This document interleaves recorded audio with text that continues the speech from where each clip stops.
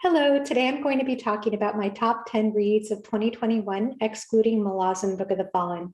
If you don't know, I spent much of my time in 2021 reading Malazan Book of the Fallen, so I wasn't sure I'd make this type of list because one, I didn't feel right mixing Malazan books with other books I read in a ranking order. It just didn't feel right to me because for me, Malazan feels like it's in a category all on its own. And two, because I spent so much time focused on that series and finishing that series, I didn't read that many books. So this list is probably going to be a bunch of books that you've already heard me talk about a lot, but I still want to give closure to the year. I've been enjoying people giving these type of videos on their channels. And also I want to mention too that the ranking order in this list is fluid. How I feel right now might change over time. This is just how I feel right now. And I no longer rate my books. If you want to learn more about that, I have a separate video discussion explaining why. So coming in at number 10 on this list is Before the Coffee Gets Cold by Kawaguchi. Now this book is a time travel book set in a Tokyo cafe, and we're dealing with four storylines with people who are dealing with either romantic drama or with family relationships. And so although there is a time travel element in this story, I wouldn't say that's the focus, and that's why I wouldn't really consider this book to be sci-fi. I really do think it's more like magical realism meets contemporary fiction. But for me, it was the perfect palate cleanser. It's short, it hit me right where it needed to hit me. And this isn't the type of book that you read for eloquent prose or for deep philosophical themes, but it really moved me, and I was so glad I read it. It was a great break for me from epic fantasy and hard sci-fi, the genres I typically read, and I highly recommend it if you want a good palate cleanser. Coming in at number 9 on my list is Black Sun by Rebecca Roanhorst. Now, this is the first book in the Between Earth and Sky series, and I read this with the Shelf Space Book Club at the beginning of 2021, and I really enjoyed it. I thought this was YA fiction, but it turns out it's actually adult, I believe, adult fantasy, and it's inspired by the indigenous cultures in pre-Columbian America. I really enjoyed the characters. There's great representation in this book, and the world was just so interesting. There's this sun tower with these interesting roles in this world, including sun priest. And because this is inspired again by indigenous cultures in pre-Columbian America, we have different clans, and it was just interesting to learn about the cultures and magic system in these different clans. There's a whole nautical sequence in this book and some mer magic. I thought that the prologue to this book started off so gripping. And although the book ends kind of abruptly, I still was intrigued enough with this world and with the characters that I am eager to pick up the second book, which I believe comes out this year in 2022. Number 8 on my list is The Child Thief by Brahm, and I listened to this via audio. I wasn't sure at the time. I was moving, so I didn't have a lot of time to sit down and read physically. And I wasn't sure I was in an audiobook mood at the time, and I had a rough start with the book, but then it totally captivated me after a while. This is a very dark Peter Pan retelling, and if you've ever read the original J.M. Barrie Peter Pan, it is quite dark, unlike the Disney version, and I think Brahm takes it to a whole new level. He did a wonderful blend of horror and fantasy. There are some King Arthur allusions in this world, and I think he did a fantastic job portraying young protagonists in an adult fantasy, and I think that's very hard to do, and that's why I think that a lot of Stephen King fans might enjoy this book because of the blend of horror and fantasy and because of the way he was able to create really good, gritty, young teenage characters. So I really enjoyed my time with this book. It was a big surprise for me. Now, although I enjoyed the audiobook version of this book, narrated by Kirby Hayborn, it was fantastic. He did a fantastic job. I would recommend picking this up physically because Brahm is also a fantastic artist and there are fantastic illustrations in this book. And from what I hear, Krampus, which is his kind of Christmas horror fantasy book, is even better than this one. I'm hoping to pick that one up at Christmas time this year. So I have high expectations because again, I really enjoyed my time reading The Child Thief.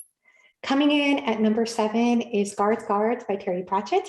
This comes highly recommended from Alan at the Library of Alexandria, and I'm so glad that I started Discworld with this book.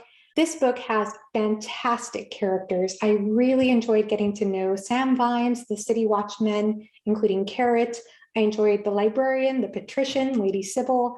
Really fantastic characterization, and I really enjoyed the Ankh-Morpork setting. Now, I'm not one who tends to like noir settings, but I think that Terry Pratchett brought it to life in a wonderful way.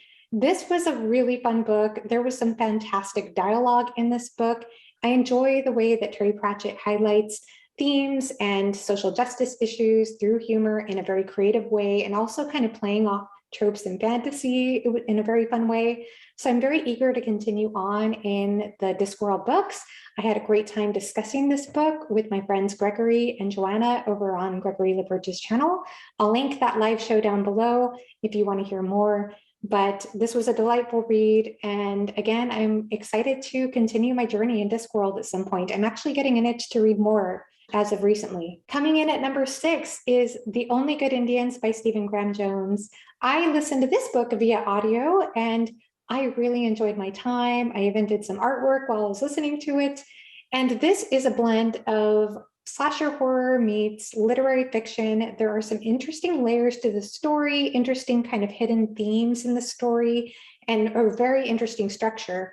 It's highly recommended to read the author's note after you've finished the book to understand it a little more deeply, and I highly recommend that. I really enjoyed this story, which is about the Blackfeet Crow tribe, these young men who make a mistake when they're younger and hunt in elder territory, and you learn how this decision comes to haunt them many years later. It was such a wild ride. It went in some directions I didn't see coming. And I always am interested anytime there's an exploration on Indigenous cultures in modern day society. And from what I understand, Stephen Graham Jones really likes to highlight American Indian perspectives in his books. So I look forward to reading more from this author. Number 5 is Dune Messiah by Frank Herbert. Now, I'm not including any rereads on this list, but I reread Dune last year and I had a fantastic time with that book. It was so wonderful to continue the journey by reading Dune Messiah, which is very short, but it was a fantastic extension of the themes presented in Dune and a fascinating exploration on some of the characters, learning more about them. It was very fascinating, had some wonderful ideas. I had such a fun time discussing this book with some friends on She Was Only Evie's channel. I'll link that discussion below if you're interested, but it made me so eager to continue in the Dune series. I want to at least read the next 2 books. And I don't regret reading this. I know there are various opinions about the continuing books in the Dune series, but I had a great time with Dune Messiah. Coming in at number 4 is Before They Are Hanged by Joe Abercrombie. And I had a hard time deciding between Before They Are Hanged and The Last Argument of Kings. I read both in 2021, and I loved both probably equally as much. But I think that Before They Are Hanged was the book that cemented Joe Abercrombie as an author for me. I just really enjoyed the characters in this book, the character combinations, their interactions.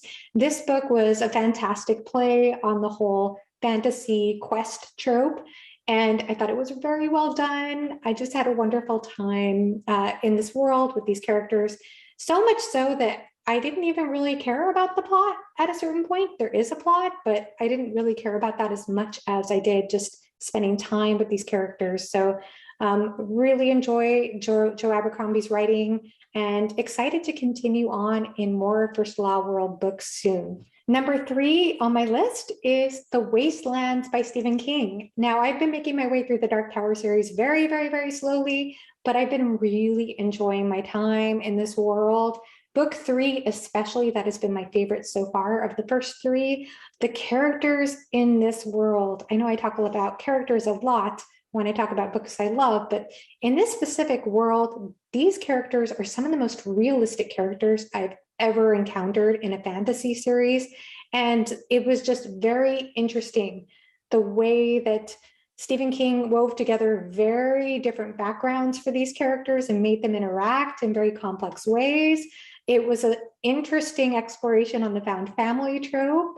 There's a wonderful animal companion in this book.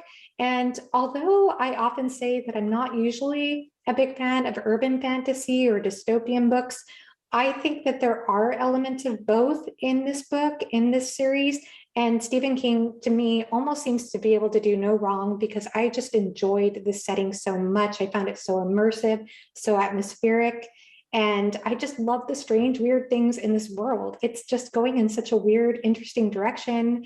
Love the blend of fantasy and horror. It really is a blend of so many different things. So I'm very curious to continue on. It did leave off on a huge cliffhanger, so I really need to continue on to Wizard and Glass soon. Number 2 is Piranesi by Susanna Clarke. This is the book that I love, but I don't recommend to everyone.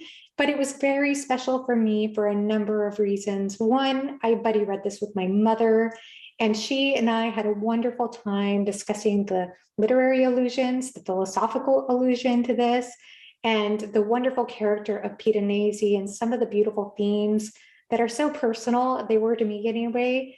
And it was just an amazing book, so well written. I felt as though every sentence was purposefully crafted, and I just really enjoyed my time with this book. It is very confusing when you start it, but it's one of those books where you have to trust the process as you read on. It will unfold over time. There is a mystery element in this book, but as I have said in other videos, I personally think that the mystery element is not quite the most interesting thing about the book. Now, again, this is a book that won't resonate for everyone, but if you've read it and you've enjoyed it, I'm going to link below a video by a person named Mark Vernon, who did a wonderful analysis of Piranesi and took it to levels I've never seen it taken to before. So there might be some hidden things that maybe you didn't see. I know I didn't see that he found in the book, or interpretations he had that I found really interesting. So I'll go ahead and link that down below. But again, this was a very special book.